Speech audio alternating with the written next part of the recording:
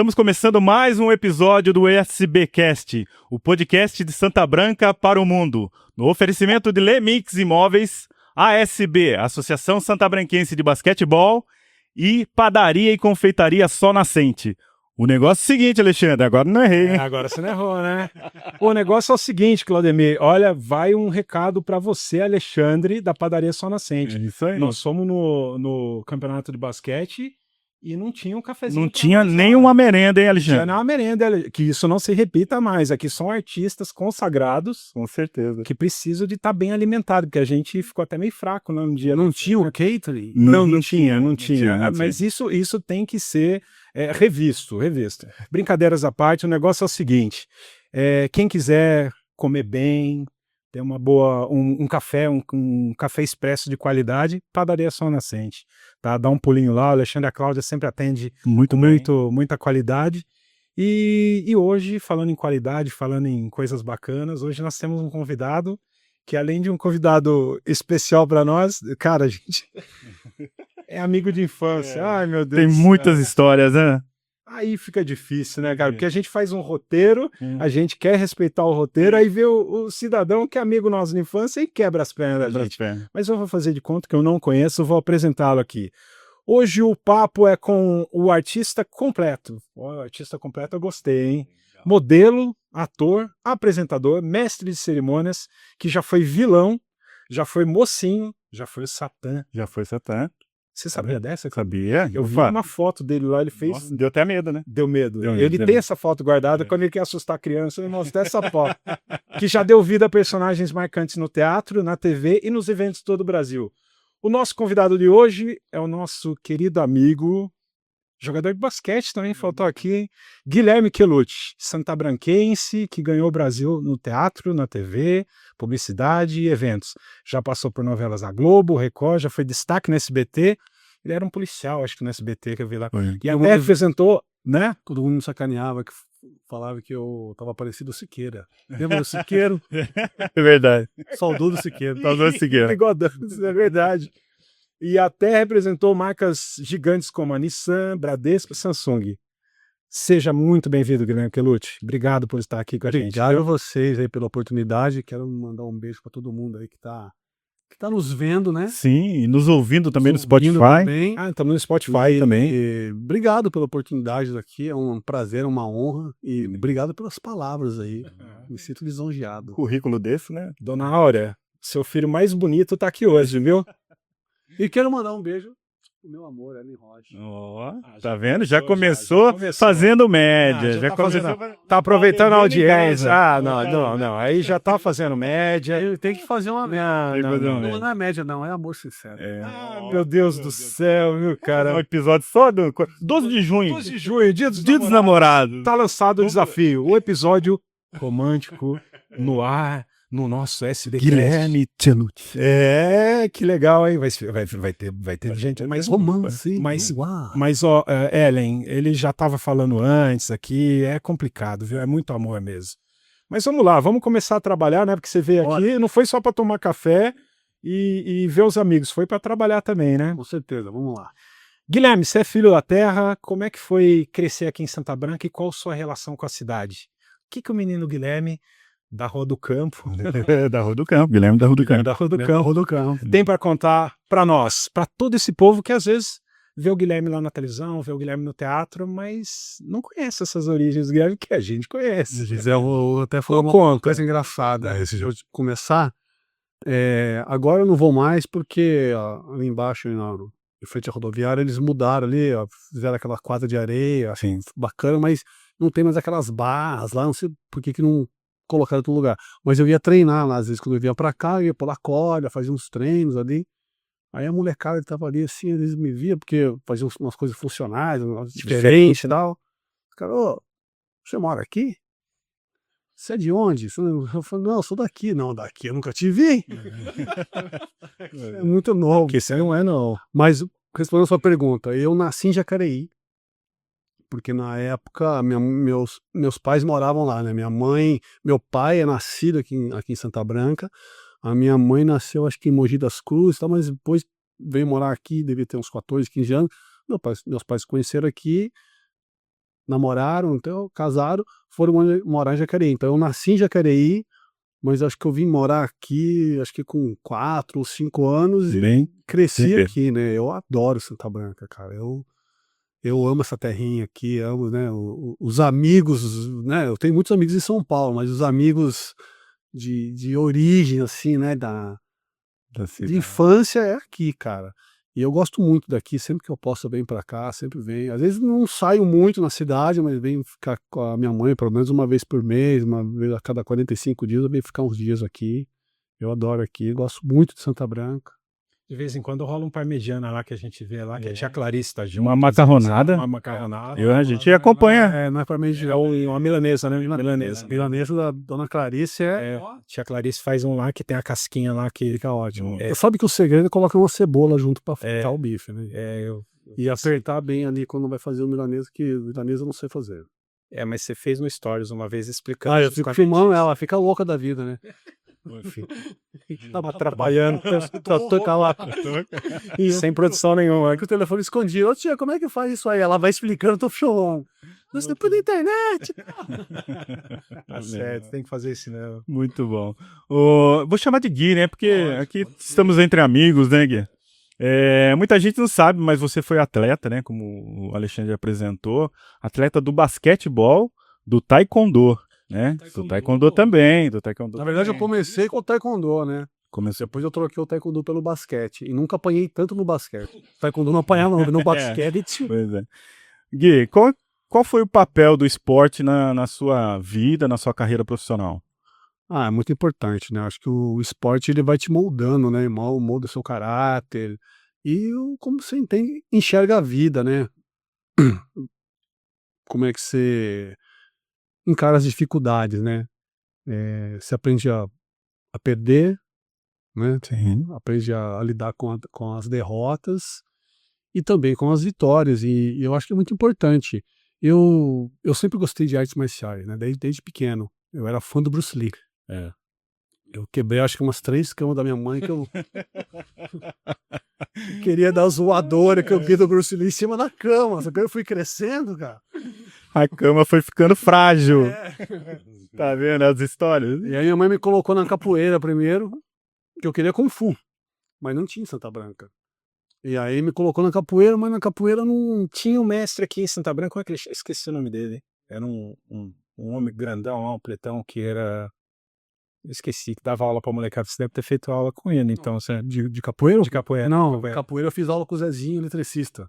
O Zezinho dava aula de capoeira? Ele é mestre de capoeira. Não sabia. Não acho que ele não, cara. Olha o Zezinho.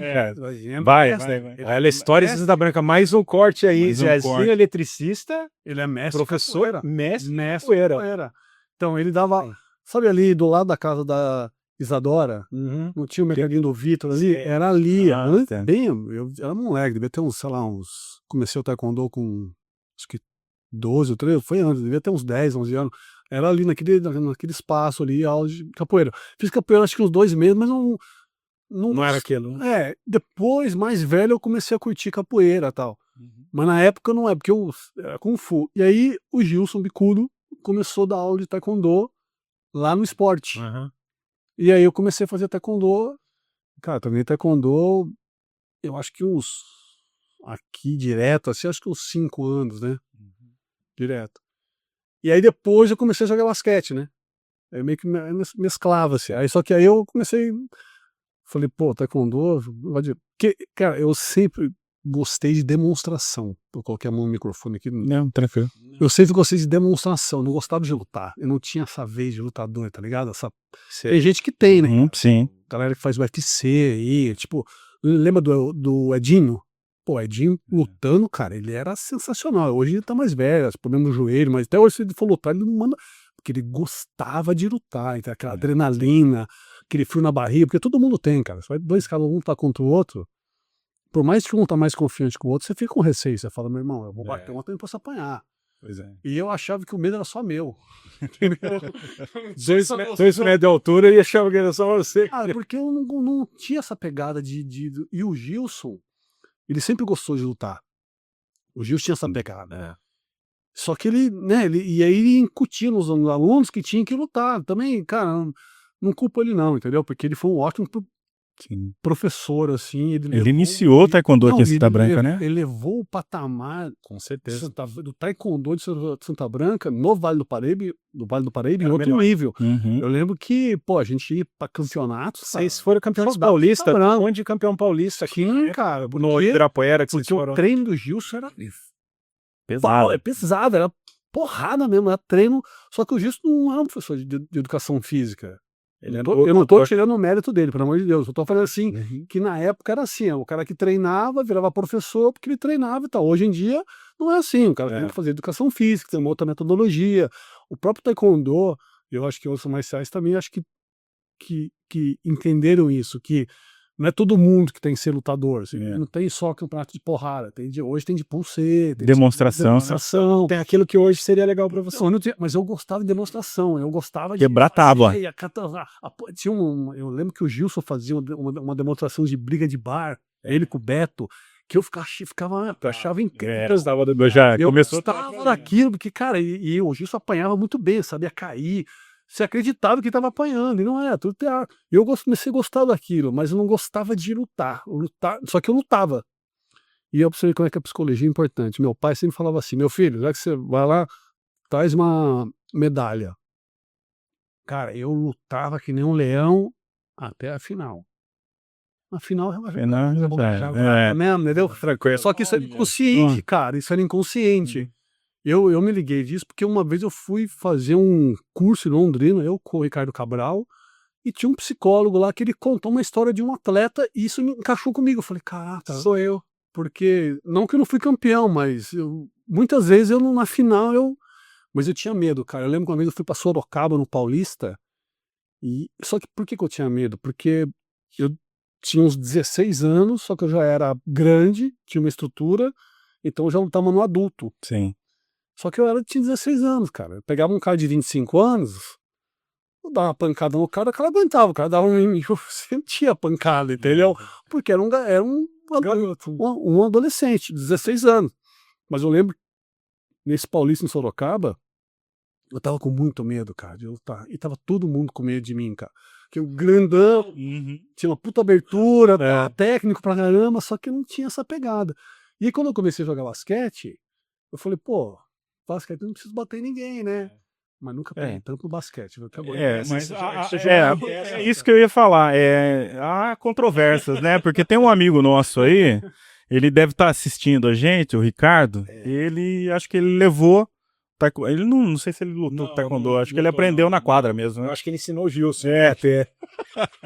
O teste é bom de porrada. Ele é um porrada. Aquele é discreto, era fantástico. Mas ele, lutador de UFC iria se dar bem.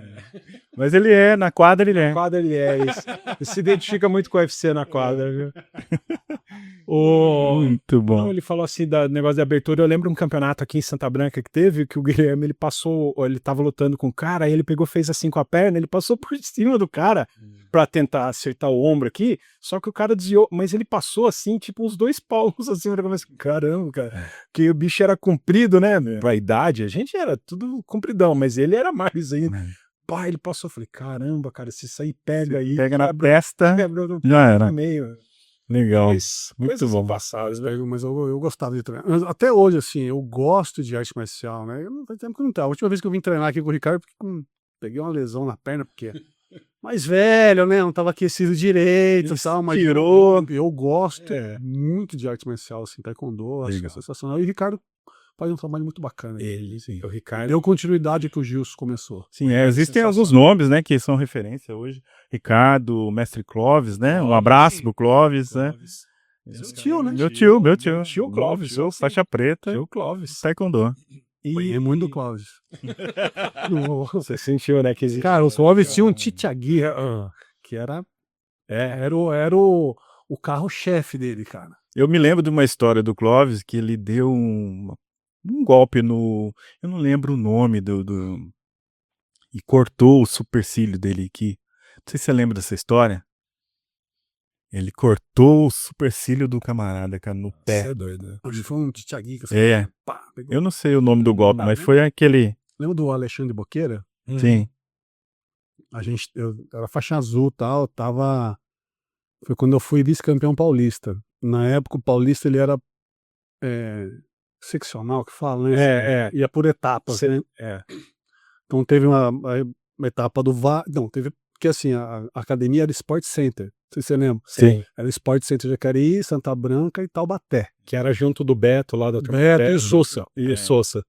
Inclusive, mandar um beijo pro Sousa, boa recuperação pra ele, ele teve um acidente de moto. Nossa. Acho que é no começo do ano aí. Um abraço, mestre Sousa, né? Mas acho que tá bem. E aí, então, teve a seletiva da Sport Center, a gente lutou, depois teve a seletiva do Vale, depois o Paulista do Interior e lá no final, lá no Pacaembu. E eu tinha ganhado, ia disputar a final no Pacaembu, tava me achando e tal. O Gilson fez um treino, o Alexandre Boqueira era faixa, não sei se ele já era preta, era ponta preta, era vermelha e tal. A gente foi treinar, fazer uma lutinha. Eu, assim, acertei um chute na cara dele. Nossa. Cara. Ele continuou, beleza. Ele fintou, eu girei, ele era baixo, né, cara? Ele só esquivou assim, ele caiu, ele entrou, ele me deu um soco na boca do estômago. Deu o primeiro. Me dobrou. Pô, caí. Beleza, não dá pra continuar. Sem fôlego, né? Dá pra continuar. Cara, de novo, ele fintou, mesma coisa, eu girei, deu outro, cara. Do que ele deu outro, eu tombei e fiquei. Quem disse que vinha ar, cara? Pegou, sabe quando você tá respirando, a porrada entra e ele tem uma porrada forte pra caramba, cara. Cara, o Gilson foi lá, ele dobrou de um lado, ele puxa, estica a perna, não sei o quê, porque, era menor de idade também, né, cara? Ele tinha 17 anos, sabe, 16, imagina, passa mal o moleque ali. Começou Histórias, né? Histórias, né? Mas o Taekwondo tinha isso. Até que faixa você chegou? Vermelha ponta preta. Vermelha ponta preta, quase a preta. Bastante, hein? Evoluiu bastante. É que eu treinei, eu treinei seguido, acho que uns 4, 5 anos. Aí comecei a jogar basquete, aí parava, aí depois voltava um pouco, parava, voltava. Isso acho que foi uns 10, 12 anos, entre idas e vindas. É bastante tempo. Admiro, porque é um negócio bem bacana, artes marciais. Eu nunca pratiquei, mas admiro quem faz. Viu? Mas olha só, além disso, você também é formado em Direito, né? E não pode ser formado em Direito, bacharel em Direito. Mas você escolheu o palco. E como é que foi que a arte entrou na sua vida? Houve um momento específico que você sentiu que queria seguir esse caminho da arte ou aconteceu por acaso? Conta um pouquinho para nós aí. A minha mãe conta que quando eu era pequeno, eu queria entrar dentro da televisão, né? Eu não lembro disso, que eu ia atrás da TV, que eu queria trabalhar lá dentro, entendeu? Só que cidade do interior, né? Aquela coisa, antigamente, né? A profissão de ator não era bem vista, né? Não era uma coisa assim, sei lá, ainda mais quem morava no interior, morava em Santa Branca, por exemplo, vamos ser bem específico. Não tinha essa globalização, internet, né, do conhecimento. Cursos, né? Não, você não sabia como é que. Então achava que era muito libertinagem, muita droga, putaria. E não, tinha cara, é um certo preconceito, né? Sim, pela ignorância de não conhecer, ou eu fico sabendo. Então minha mãe tinha. Então ela nunca incentivou, não é que ela nunca incentivou, assim, ela falou, minha mãe sempre falou assim, o que você quiser fazer, te dou a força, faz o que você quiser da sua vida. Mas não foi uma coisa que ela falou, vai, você quer então, vai para São Paulo, vai fazer um curso. Não, isso ficou meio que, passou assim, entendeu? Deu uma adormecida lá. Deu uma adormecida, e beleza. Só que eu comecei a ser modelo, né? Em São José dos Campos, na Companhia Paulista de Moda. Eu era muito tímido, eu era muito introspectivo, gago. Se eu dar uma gaguejada aqui é normal, porque de vez em quando ainda tem os resquícios. E eu fiquei gago de uma forma muito esdrúxula, vamos dizer assim. Tinha uma novela chamada Vereda Tropical, com Marcos Frota, fazia um personagem, ele fazia o Telzinho, que ele era um personagem de óculos, todo engomadinho e gago. E ele tinha um alter ego, dele, que era o Super Tel, que ele se transformava, com uma referência ao Super-Homem e tal. E eu achava engraçado, ele fazia muito bem o papel, quando ele estava de Telzinho, era engraçado, ele falava gago. Sendo gago, eu tinha uns 5, 6 anos, comecei a imitar. Olha só. Naquela época a novela tinha uns 9 meses, né? 9, 10 meses de novela. O ano inteiro. A Guilherme gago o ano inteiro. Cara, eu comecei a imitar, as pessoas davam risada. Para. Eu fiz assim, cagado, pá. Cara, acabou a novela, eu fiquei gado. Olha só. Cara, e aí minha mãe tentou de tudo, cara, fez altas simpatias. Ah, tem que dar um susto pra acabar a gagueira. Lá vai minha mãe dar um susto, colher de pau. Eu tomei várias colheres de pau na cabeça. Passa o rabo do gato no nariz, entendeu? Cara, minha gagueira melhorou assim, depois comecei a fazer teatro. Mas, enfim, eu perdi o assunto aqui. Companhia Paulista de Moda, você é modelo. Aí eu prospectiva. eu queria ser modelo e tal. Mas eu era muito tímido, eu tinha vergonha, né? Pra você ter uma ideia, uma vez eu fui no Trianon, Instituto Trianon, falar com o Márcio, que é o técnico do basquete. Cara, eu com marrom, eu tinha 14 anos. Fui lá falar com ele, porque eu lembro que o Pica-Fumo falou pra mim, ó, Vai lá, né? vai lá, cara, tá precisando pegar visto, vai aprender o Trianon, é legal, tal, tem escolinha de basquete. Eu fui conversar com ele, tava tendo treino adulto. Ele falou assim, vem amanhã fazer um teste aí. Eu achei que eu fosse fazer teste com adulto, não fui. Ficou correndo. Puta, vergonha, Então eu era muito tímido. Mas aí minha prima Patrícia, irmã do Ricardinho. do Ricardinho, falou, não, Gui, pô, você tem um porte legal, você é modelo. Falou com a minha mãe, tá bom, isso já tinha, sei lá, já tinha uns 18, 19 anos. Daí ela namorava o Juninho, que era músico. Juninho que me levou na companhia. Aí os caras falaram, beleza, vou fazer um curso de modelo aqui, e comecei a trabalhar lá na agência. O Reginaldo Fonseca, o dono da agência, ele fazia muito desfile, faz até hoje, desfile em shoppings. Ele começou a fazer muito desfile em shopping e tal, beleza. Aí, cara, foi meio que acontecendo assim, uma coisa foi puxando a outra. Aí você conhece uma pessoa, conheci o Gustavo, o Jason, que te ligou até para os terrenos aí. Ele falou, cara, tem uma coisa que rola em São Paulo, tal, que é promoção de eventos. E aí em São José tinha uma agência de promoção. E eu comecei a trabalhar com promoção em São Paulo e em São José. Isso era um modelo e tal, mas eu nunca pensei em ser ator, cara. Nunca pensei, vou morar em São Paulo. Não, foi rolando. Aí comecei a fazer faculdade, comecei a fazer direito. Mas você fez em Mogi. Em Mogi. Quando eu me formei em Mogi, eu falei, bom, vou juntar uma grana. E agora? E eu vou estudar. Eu lembro que se eu juntasse assim, eu acho que R$5.000, eu conseguia ficar um ano inteiro estudando, pagando o cursinho em São José. Falar, eu consigo morar com a minha mãe, ficar o ano inteiro estudando para prestar concurso público. Então eu fui para São Paulo, comecei a trabalhar de barman. Fiz trabalho de barman, uma agência Help Bar, que era uma agência top, assim, até hoje a agência é boa, mas na época era a agência mais top que tinha, pegava ex-modelos, assim, os caras bonitão, para trabalhar em festa, casamento, elas são umas festas loucas, um negócio. Você tem uma ideia, eu trabalhei no casamento da Tina Onassis. Foi uns negócios doidos, assim, umas festas malucas. Uma festa barata, né? Uma festa barata, né? Imagina, né? Não, Imagina, só né? festa top, assim, era só casamento chiquérrimo e tal. Tanto que eu acho que o Marrom é barman hoje por causa dessa influência. Marrom que você tá falando é aquele rapaz que nós ligamos pra ele não... Pra quem não sabe, Pois é, pra quem não sabe, Marrom é um amigo nosso aqui que nós ligamos, ele não Furou. atendeu. Furou Não hoje. responde. Mas mensagem não responde. Mas tudo bem, é amigo. Mora no nosso coração aí. isso aí. Mora no nosso coração. E comecei a trabalhar de barman. Aí eu lembro que... E assim, voltando um pouquinho. Quando eu comecei a ser modelo, né, eu ia fazer teste, mas eu tinha muita vergonha. Mas eu ia. Porque assim, um teste, cara, um teste de VT, tem um câmera, o cara te dá o briefing no comercial, ó, é uma cena assim, assado, faz. Desenvolve aí. Não, faz a cena. Às vezes tem texto, às vezes não, tal. E quando eu comecei a fazer eventos, eu aprendi assim, ó, nunca fala que você não sabe fazer. Fala que você sabe. Sabe andar a cavalo? Sei. Claro. Depois você aprende. Fala que você sabe. Você não pega o trabalho. Tem um amigo nosso aí que também sabe andar de cavalo, né? Já contei isso. Já contou num episódio anterior Não, aí. mas eu não sei andar a cavalo. Eu dei um exemplo. Também Aí, quero aprender. Aí, eu ia no teste. Aí os caras falavam assim pra mim: não, você segura texto? Segura texto é uma expressão que tem. Você... não, seguro. Seguro, sim, vou, lógico. Já segurei um texto. Deu uma ideia, a frustração que eu tive. Eu fui num teste para um comercial do Pão de Açúcar. E aí, quando eu chegava no teste, às vezes acontece, o teste era muito cheio de gente. Então, às vezes, para ser mais rápido, quem estava dirigindo o teste falou assim, entra os próximos 5 aí. Entrava 5 no estúdio, o cara explicava como é que ia ser o teste e ficavam um assistindo o teste do outro.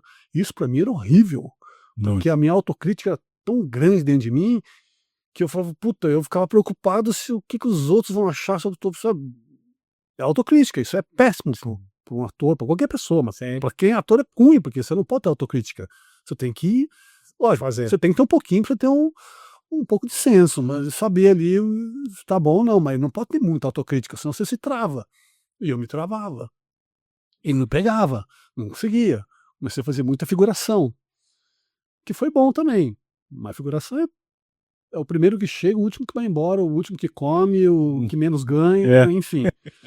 Aí, eu lembro que no teste do Pão de Açúcar, eu cheguei muito atrasado, assim, quase não fui o último a fazer o teste. Eu cheguei, eles iam acabar o teste, vamos, o último, chegou. Então, O galho do menino vamos fazer o teste aí. Ela fazer um feirante. Ela falou, a moça dirigiu o teste e falou assim, é um feirante, você já foi na feira com a sua mãe? Falei, já.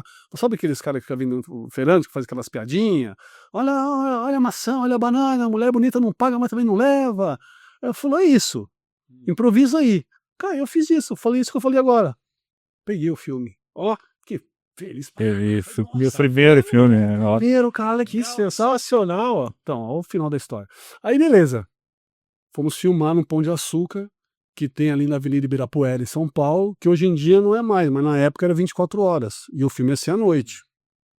Cheguei lá, né? Todo, peguei. Esse feirante, cara.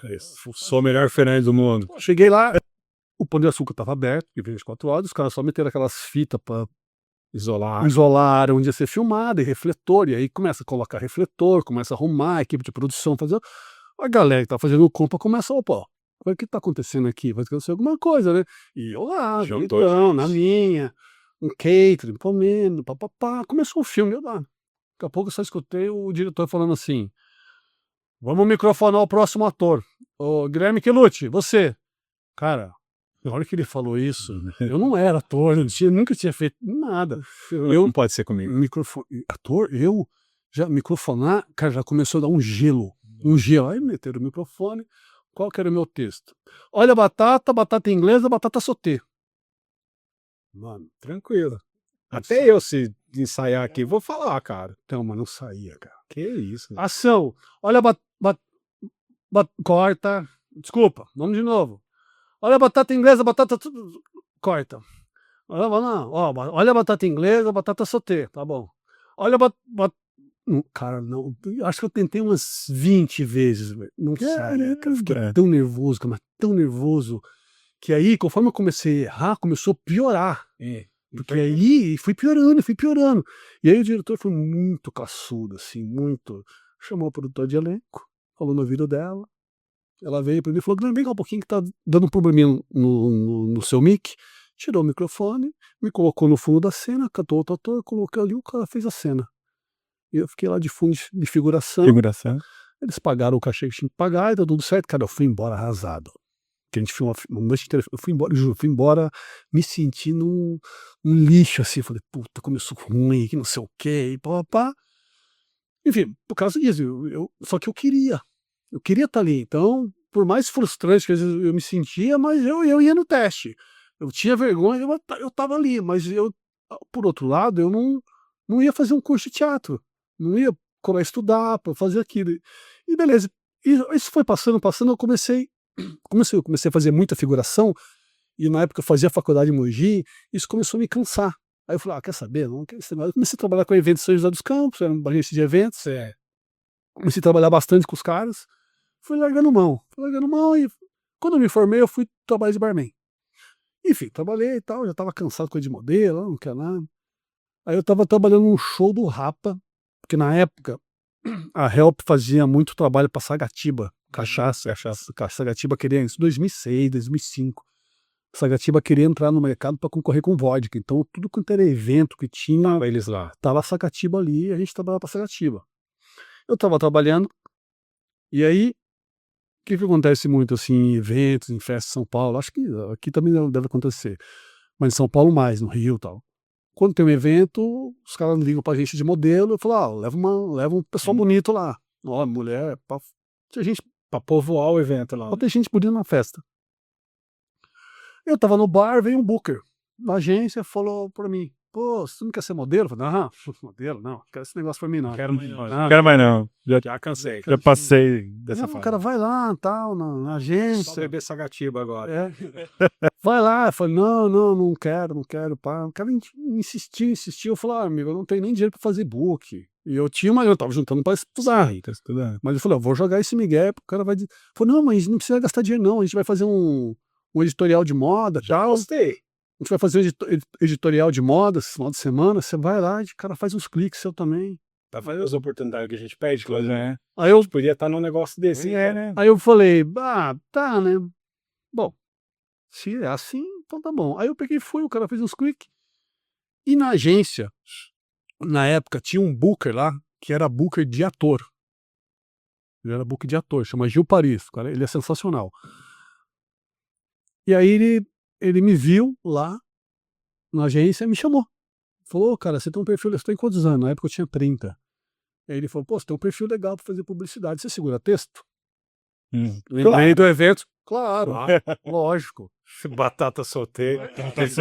Que É comigo mesmo. Então eu falei, lógico, claro. Ele falou, então tá, então eu vou te passar um teste.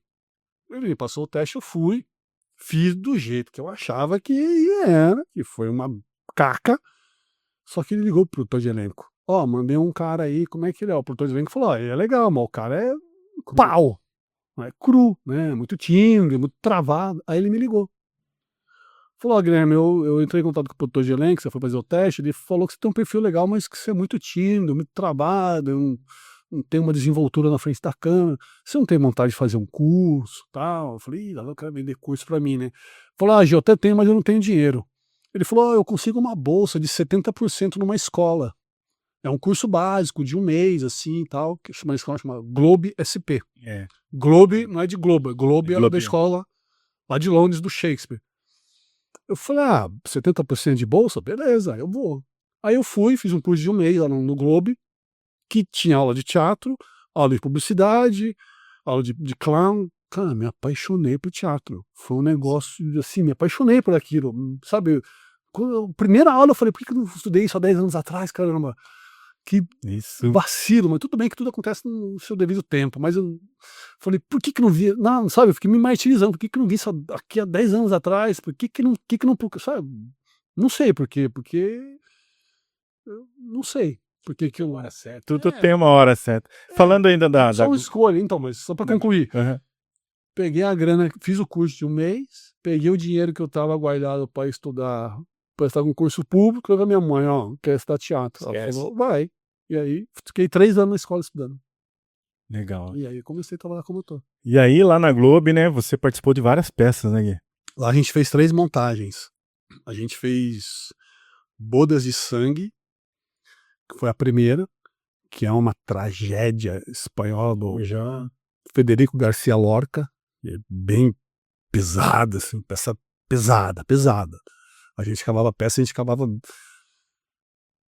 meio, sabe, exaurido, assim, porque a peça é muito pesada. Depois a gente fez Noite de Reis, de Shakespeare, que foi muito legal, porque o diretor teve uma sacada muito boa, ele manteve o texto, né, de Shakespeare, mas ele ambientou a peça nos anos 80. Figurino, trilha, então é muito legal. E normalmente a peça de escola era uma semana de apresentação, a gente ficou 3 meses, porque foi um sucesso, foi muito legal. E depois Nossa Cidade, que é um drama cômico, assim, né, do Thornton Wilder, acho que é isso o nome dele, não lembro direito, posso estar enganado, mas acho que é isso. E nessa Cidade. E nessa fase, qual peça que mais te marcou, assim, pra vida profissional e pessoal? A comédia. Adorei fazer comédia. Eu falei, pô, comédia é legal, né? Você curte comédia, né? Curto bastante. Comédia é leve, né? Legal fazer os outros rir. Bacana. Mas é legal fazer um drama também, fazer uma coisa mais não digo pesada, mas um drama é legal fazer também. É que eu gosto mais de comédia, mas um drama é bom também, assim. Sim. É que é diferente, né? Quando você falou desse Bodas de Sangue, Bodas de Sangue. sabe do quê? Casamento Vermelho de Game of Thrones, cara, que é um negócio assim, não sei quem já viu aí, quem já viu Game of Thrones, tem um episódio lá, eu nunca tinha assistido, aí um dia mudando no canal, tava nesse episódio, cara, e eu falei, que é isso, cara? Não, Boda de Sangue era pesado, É. mas é engraçado o Boda de Sangue porque na época no Globo era assim, você estudava, né, no Globo eu estudei assim, eu fiz o curso básico, depois eu fiz o curso intermediário, depois eu fui para o avançado. Então, eu fiz 1 mês de curso básico, 3 meses do intermediário, e aí no avançado, cada módulo eram 6 meses.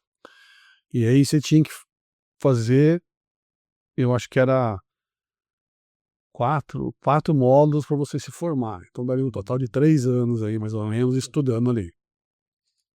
E eu nunca na escola, assim, né, faculdade e tal, sempre se preocupa com nota, né? E lá na escola eu não me preocupava com nota, eu queria aprender. Eu quero aqui para aprender. Sempre me empenhei muito, né? Gostava muito de estudar. E eu lembro que quando a gente montou o Boda de Sangue, o diretor, Ricardo Rizzo, meu amigo até hoje, se especializou em evento corporativo e tal, tanto que eu, no currículo, esqueci de comentar, eu fiz o revezamento da tocha olímpica, né, em 2016. Nós temos essa informação. Foi com o Rizzo, né, com o Ricardo Rizzo. E ele que era o diretor do Boda de Sangue. E aí quando acabou, a gente ensaiou, a gente ficou o módulo inteiro ensaiando a peça, e fizemos, sei lá, acho que 6 apresentações, tal. No último dia, assim, acabou, o Rizzo veio me dar os parabéns. Falou, Gui, eu quero te dar os parabéns, cara, porque do primeiro dia de ensaio até hoje, você deu um passo muito grande e tal, né, na sua interpretação, então eu quero te dar os parabéns. Falei, beleza. E aí, quando acabou a última apresentação, a escola entrou de férias, e aí o resultado das notas iam sair, quem foi aprovado ou não. Só que assim, se eu fosse reprovado, eu continuava estudando com a minha turma, entendeu? Só que eu não ia me formar junto com eles, mas você continua estudando ali, você só não passou, mas você continua, porque teatro é diferente, entendeu? Você continua estudando, mas só aí tem... E eu fui ver minha nota, eu fui reprovado. Pelo Rizzo. Cara, eu fiquei louco. Eu queria trocar. Como assim, eu né? queria discutir com ele. E ele é faixa preta de Kung Fu e Jiu-Jitsu. Você ia apanhar de novo. Não, muito. Porque não é. gosta de brigar. Não, cara, ele é mestre de Kung Fu e faixa preta de Jiu-Jitsu. Cara, ele é foda. Eu ia apanhar muito. Não, mas eu fiquei tão indignado que eu queria discutir. Mas eu tô indignado. Não, eu queria ir lá, eu queria discutir com ele. Só que a minha sorte é que ele tava tendo reunião de professores. Então, eu fui pra cá, eu não conseguia dormir, cara. Porque eu falei, como que ele falou que eu evoluí? Nalha, assim. Eu falei, nalha. Cara, eu passei a noite assim. E aí depois eu entendi. Aí, sei lá, no dia seguinte só deu um estalo assim, eu falei, entendi.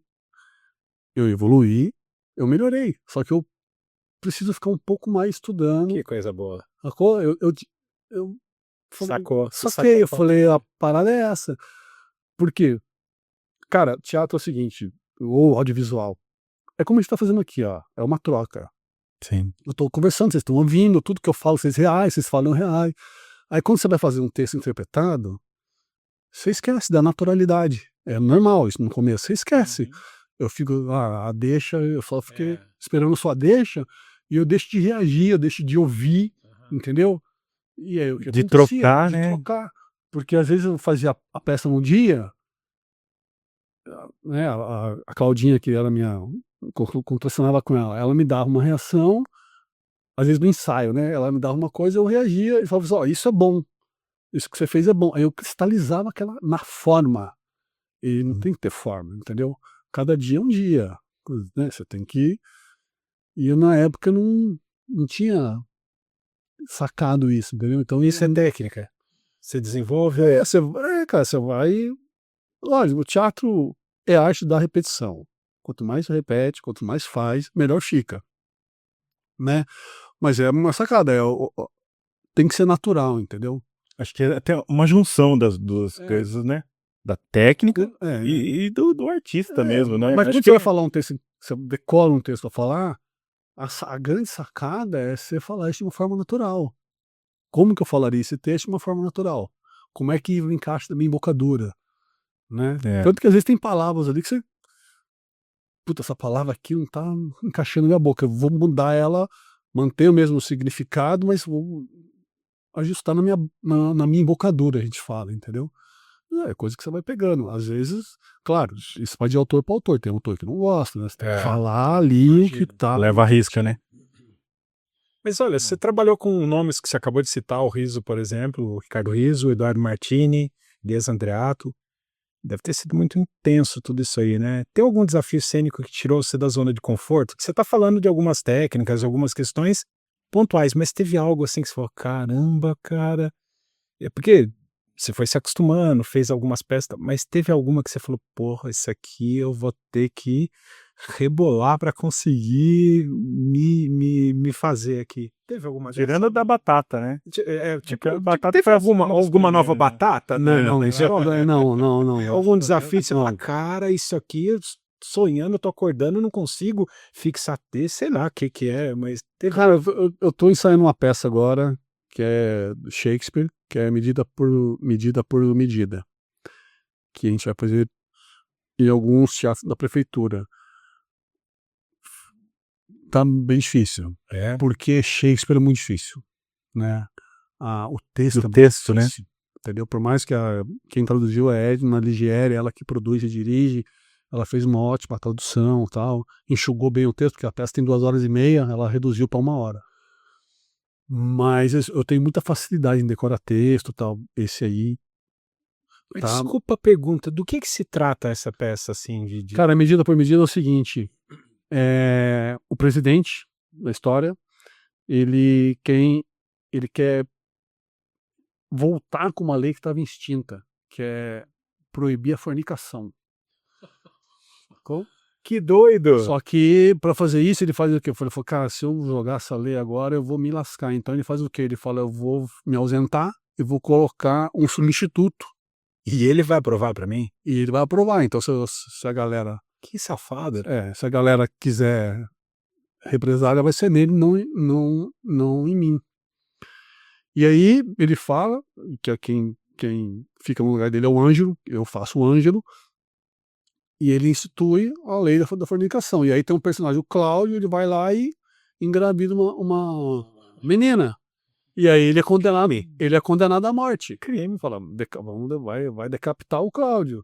Só que o Cláudio tem uma irmã, que é freira, que vai pro convento, é virgem. Eu falei, e aí a irmã vai falar com o Ângelo para salvar o irmão. E o Ângelo se apaixona pela freira. Olha, que E aí safado. E aí ele fala, olha, eu posso até libertar o seu irmão se você se entregar para mim. Cometeu um crime comigo. Entendeu? E aí a história basicamente é essa. Ângelo, então eu sou forte. O Ângelo é o safado. Que é um texto que foi escrito, sei lá, no século XV, que é bem atual. Isso é bem atual, isso aí. Isso foi muito atual, cara. Mas é assim, mas por exemplo, quando eu fiz Haja Coração, tinha uma cena que a gente fez no helicóptero ali, que é quando eu tô lá na selva, que eu tô indo pra cidade, eu queria me emocionar, né? Eu falei, pô, porque ele tá com medo, né? O personagem tá com medo, sempre morou na ilha, tá indo pra cidade, ele não sabe. E aí eu fiquei no dia assim, eu fiquei muito, falei, como é que eu vou conseguir chorar em cena? Será que eu vou conseguir chorar? Como é que faz isso? Porque, cara, tem gente que tem facilidade, né? Que o olho enche de lágrima e tal, mas a parada é você realmente se concentrar, se colocar naquela situação e deixar a emoção vir. E se não vier a emoção? Não veio. Não veio. Se não vir, não veio. Vamos trabalhar para isso. Mas veio a emoção, ficou legal a cena, mas eu tava assim, será que vai dar certo? Será que não vai dar? Você fica meio... O Tarzan tinha nome ou era só Tarzan? Epaminondas. Epaminondas, só ficava Tarzan, mas era o nome... É que a Grace, né? A Grace gênia. Grace Janucas é gênia. Engraçada, né? É gênia, inteligentíssima, generosa. A Grace me ajudou muito. Muito gente boa.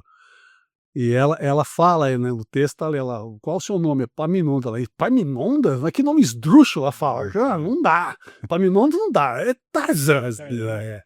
E aí fica, isso aí tava no texto, né? O Daniel Ortiz, que é o autor. Legal. Mas a história também da Globo foi interessante, né? Foi engraçado. Fez um sucesso muito grande que vocês tiveram também um teaser que foi feito depois. Não, na verdade foi assim, cara, olha que doideira.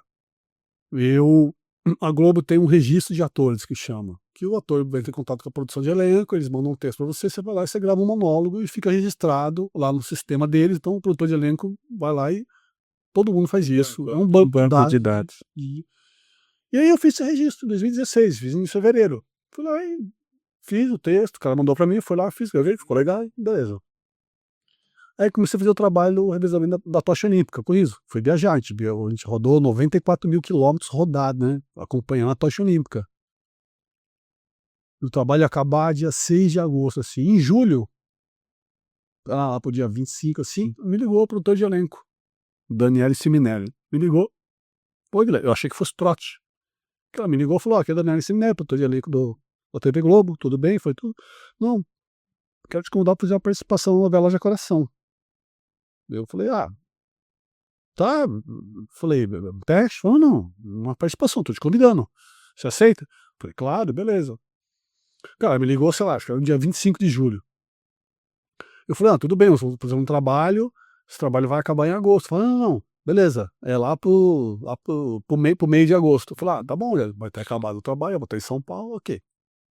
Cara, acabei o trabalho na tocha olímpica, meio de agosto, nada. Passou.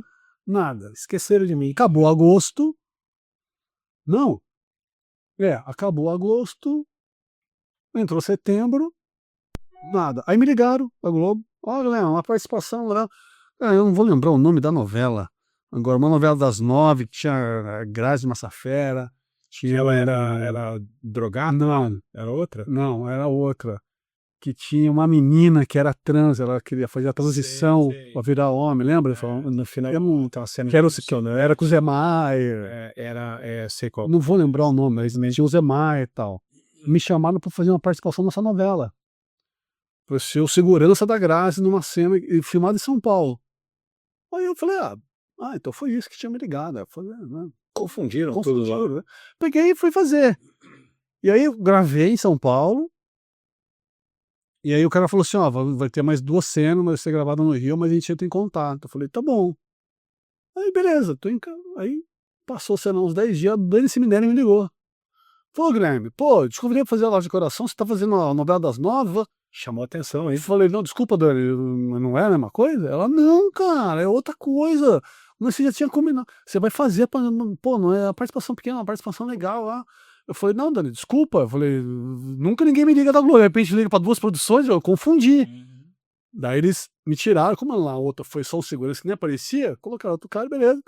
E aí ele falou: não, vai rolar. Eu falei: Dani, desculpa, eu achei que nem fosse rolar mais. Você me ligou em julho, falou que era em agosto, já tá em setembro. Ela falou: não, vai rolar.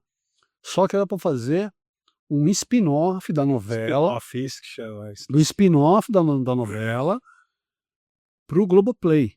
Né, que conta a história, o que aconteceu com a Teodora Abdala, porque na novela Haja Coração foi um remake de Sassaricana. Exatamente. Em Sassaricana, a personagem da Teodora morre, explode o avião, ela morre. Sim. Como a Grace fez muito sucesso na novela, o Daniel Ortiz, muito esperto, sacou e falou: não vou matar a personagem, vou colocar uma incógnita. Então ela sofreu um acidente de helicóptero, eles acham só o dedo dela. Um enterro é feito com o dedo dela na história. Né? E aí ele escreveu o spin-off, o que aconteceu com a Teodora. Então a gente gravou o spin-off, a gente gravou em 8 dias. Uns 7 dias, 6 ou 7 dias. A gente gravou o spin-off, e aí assim, o spin-off era lançado no Globoplay, segunda até. Então assim, o último spin-off foi lançado no domingo, na segunda-feira ela voltava pra novela. E aí, beleza, eu fui pro Rio. Ela falou: vou gravar uma semana, né? Uma semana eu gravo spin-off e volto. No segundo dia, no spin-off, os caras falaram: seu personagem vai pra novela, porque não ia pra novela. Era só o spin-off.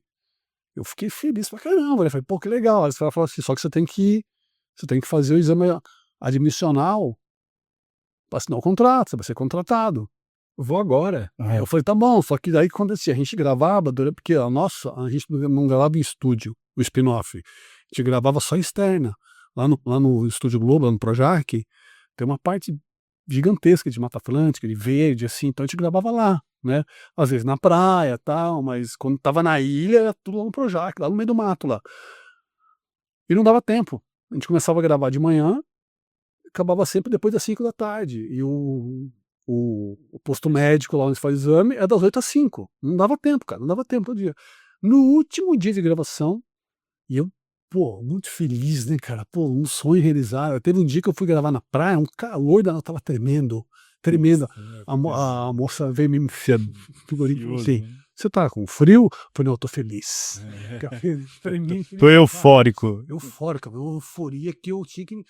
Era incontrolável, era um negócio surreal, assim, tava, eu não, sabe, é tipo realização de um sonho, é um negócio muito legal, feliz, legal. mas feliz demais, assim, acho que eu passei da conta, assim, podia ter hoje em dia eu dosaria, entendeu? Eu falo, respira, calma, que é um trabalho como qualquer outro, entendeu? Não tem que ter essa empolgação toda, mas na época eu não conseguia. Eu não sei como é que é. Não, mas cara, tem que encarar assim, entendeu? Tem que encarar, mas Cara, mas a gente humano não vai. mas Tem um entendeu? sentimento, né? Mas foi demais, entendeu? E aí, beleza. Aí no último dia de gravação, cara, a gente tava, eu com a Grace, assim, a gente pegou uma sintonia muito boa, assim, a gente tava muito. Cara, a gente não errava todas as cenas de primeira, assim. O diretor ensaiava, marcava a cena, ensaiava, vamos gravar. Isso. Tanto que tinha hora que ele começou até a gravar o ensaio, ó, já grava. De tanta sintonia. Então eu tava. Mais uma parte, você já conhecia ela do Terça Insana, né? Não, eu conhecia, não tinha tido contato. Eu sabia quem era porque eu já tinha ido assistir Terça Insana. E aí, acabou a gravação 4h30, os caras, Grêmio, o carro tá aí, já vai se levar agora pra fazer exame médico. Eu falei, beleza. E eu, feliz da vida, não sei o quê, papá. Aí não. Cheguei no posto médico. Cara, cheguei felizão no posto médico, né, cara? Sexta-feira, eu falei, cara, segunda-feira começa a gravar uma velha. Pressão 16 por. Não, beleza, pá, vou lá. O médico foi lá, pá, examinou, colocou a agulha. Falou assim, você tá bem? Ai, meu Deus. Falei, tô ótimo. Falou, não, você tá sentindo alguma dor? Eu falei, não, tô disposto, se quiser eu corro 10 quilômetros agora. Ele falou, não, é que sua pressão tá 22/10. Nossa, Esses 2/10. E eu totalmente assintomático. Sentindo nada. O cara não vem cá comigo, desceu. Não, seu aparelhinho tá estragado, pode pegar. Não, ele trocou. Colocou 3 aparelhos. Falou, cara, você tá. Daqui a pouco você tem um treco aqui. Eu falei, não. Eu falei, eu não tô sentindo. Meu coração tava a 1000 por hora. Isso eu sentia. Mas não tinha nada. Entendeu? Assim, eu tinha tomado uns 20 Red Bull. Eu tava. Aí me desceu assim e falou: a enfermeira vai te dar um remedinho, você vai acalmar e tal. Beleza, fica tranquilo. Normal, acontece. O que é? Síndrome do jaleco. Do jaleco branco. Fica normal, acontece e tal, fica despreocupado, tá? Ela vai te dar um remédio, você vai baixar sua pressão, aí segunda-feira você volta e faz o exame e a gente assina o contrato, tá bom? Eu falei, não, tá ótimo. Aí ele foi sair, voltou e falou: só tem um detalhe. Se segunda-feira a sua pressão estiver alta, você não vai assinar contrato. E foi embora. Cara, eu comecei a chorar. Sexta-feira. Nossa, não, na sala. O final de semana inteira chorando, né? Não, ele me deu o remédio e falou: fica tranquilo, normal, lá. Segunda-feira você vem, faz aí, tá tudo certo, no contrato. Tá bom, então tchau. Sabe? Só um detalhe. Se a sua pressão estiver alta segunda-feira, você não vai assinar o contrato. E foi embora. Eu comecei a chorar que nem criança. Comecei a chorar, só que a enfermeira escutou o cara falar isso aí. Daí ela me viu chorando ali, ela chamou o chefe lá, o médico, porque esse cara era novo lá. Entendi. Chamou o médico, contou pro cara. Aí o cara me chamou na sala dele. E eu chorava que nem criança, cara. Juro pra você. Tinha 40 anos chorando que nem criança. Mas eu ia chorar também, cara. Aí o médico falou: o que aconteceu com você? Por que você tá chorando assim? Eu contei a história pra ele. Ele falou: não, cara, esse cara é novo aí, não sabe o que tá falando. É o seguinte, ele falou: vou te dar um remédio pra pressão. Você vai tomar esse remédio no final de semana. Quero que você vá pra praia, que você se divirta, relaxe, entendeu? Muito suco de maracujá. Falou: muito suco de maracujá. Não bebe nada de álcool. Por favor. Pratica esporte, vai correr na praia, nada bastante, relaxa, vai no cinema, dá risada. E toma esse remédio aqui todo dia, tal. Segunda-feira, você vai acordar cedo, vai tomar 2 copos de suco de maracujá e vai vir aqui fazer o exame de manhãzinha. Sua pressão vai estar bonitinha, Você vai assinar um contrato, vai ter um convênio com o Bradesco. Aí você vai no exame, você vai no médico, quero ver todos os seus exames depois. Eu falei, beleza. Dito e feito, o cara me deu o remédio. Segunda-feira eu fui lá. Suquinho de maracujá. Não, litros de suquinho. Lá, eu comprei uns 5 quilos de maracujá. Eu tomava suco de maracujá acho que umas 5 vezes por dia. Cara, cheguei na segunda-feira, a pressão estava normal. Assinei um contrato, comecei a gravar, marquei os exames lá no Rio mesmo. Fui lá no convênio, fiz todos os exames, era emocional. Lógico que era emocional. Muito emocionante. Até eu tô emocionado, já hiperventilei. Meu coração já tá O meu também, Glória. Não, e aí essa história espalhou lá, a galera ficava tirando sarro nesse cara, né, cara? Hoje é óbvio, né? Liga, calma, não vai passar mal aqui. Vai passar mal aqui, hein, Guilherme? Mas, por favor, hein? O Guilherme, Suquinho de maracujá pra ele. tem, daqui a pouco Daqui a pouquinho a gente vai servir. Mas agora eu vou te contar uma história engraçada, o perrengue que eu passei, maior. Quando eu fazia taekwondo, não sei se vocês lembram, na associação onde agora a Academia Forma Física. Do Ricardo, que logo vai ser nosso convidado aqui para ver aqui. Sim, com certeza, tá na lista. Teve uma época que os treinos eram na parte de baixo lá, sabe? Que eu acho hoje que hoje tem tatame. Na época era aquele piso, aquele cimento vermelho, lembra? Vermelhão.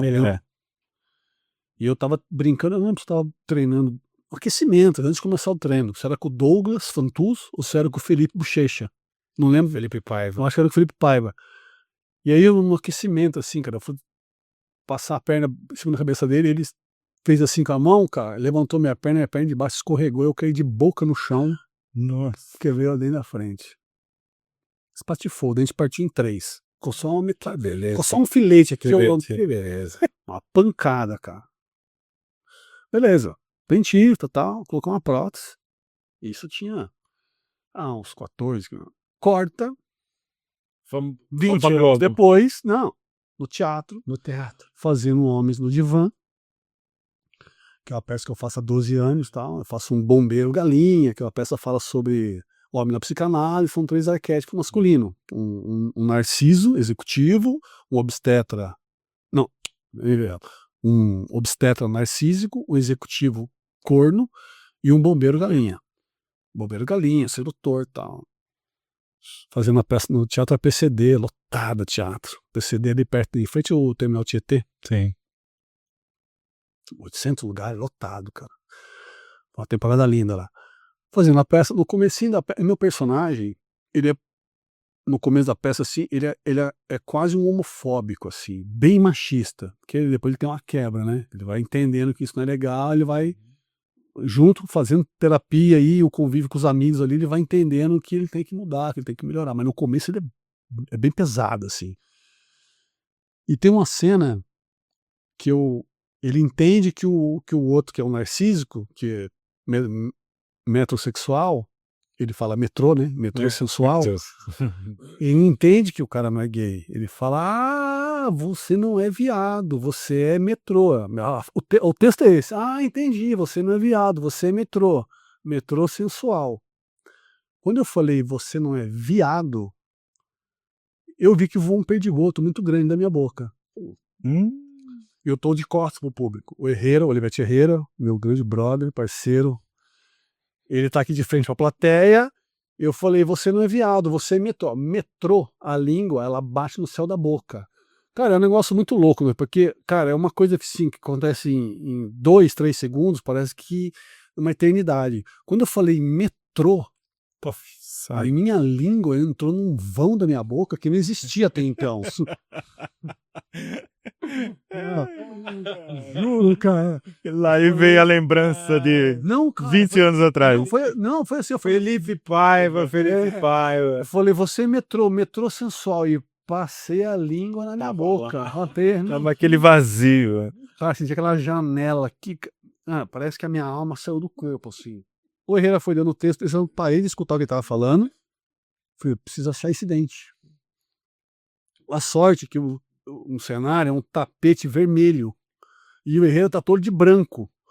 E aí ele começou a falar o texto, cara, e aí eu vi no pé dele, assim, ó, o dente. Daí eu fui andando assim, ele nem se ligou. Eu fui andando, eu abaixei e peguei o dente de novo. Porque, cara, quando eu falei viado, o dente saiu, voou da minha boca. Eu peguei o dente e, cara, eu pensei assim, falei, bom, vou assumir, né? vou virar pra plateia, falar, caiu a jaqueta aqui, gente. Ia guardar, ia fazer a peça banguela, mas daí, pra você ver como é que é coisa de segundos, mas pensei em tudo isso. Enquanto ele falava o texto dele. Eu falei, não posso fazer isso, cara. Meu personagem é um galinha sedutor, como é que vai ser banguela? Não rola. Se fosse o personagem o corno, beleza, mas não dá.